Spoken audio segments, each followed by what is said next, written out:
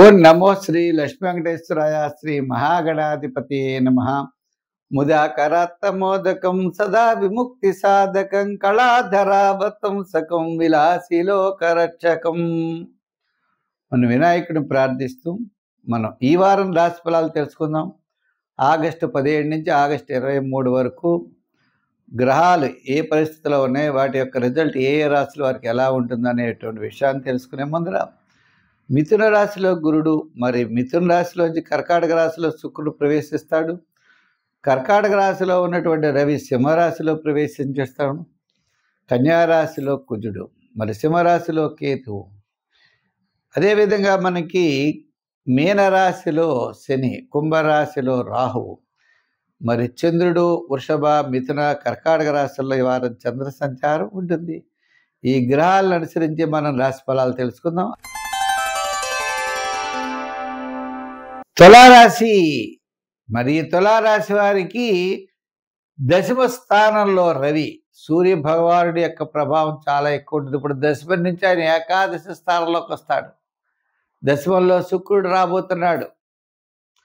మరి సూర్య భగవానుడి యొక్క ప్రభావం, శుక్రగ్రహ ప్రభావం ఉంటాయి.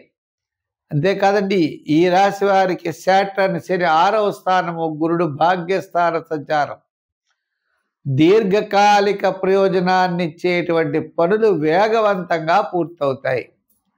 మీరు గట్టిగా ప్రయత్నం చేయాలి, తద్వారా విజయం తప్పనిసరిగా పొందగలుగుతారు.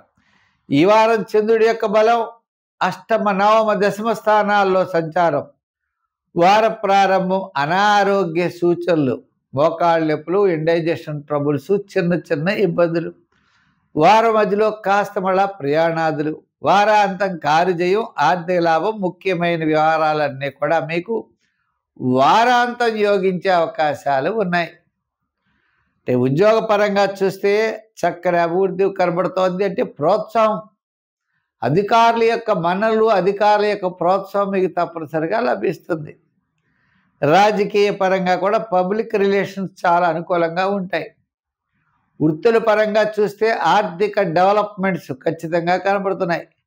పాత బకాయిలు కాస్త వసూలవుతాయి. నూతనమైనటువంటి అవకాశాలు మీరు అందిపుచ్చుకుంటారు. వ్యాపారాత్మకంగా ఆర్థికపరమైన డెవలప్మెంట్స్, వార ప్రారంభము సామాన్యంగా కనపడ్డా వారం మధ్యలో చాలా ప్రోత్సాహకరంగా ఉన్నాయి. వారాంతం అనుకున్నటువంటి పనులన్నీ కూడా తప్పనిసరిగా పూర్తి చేయగలుగుతారు.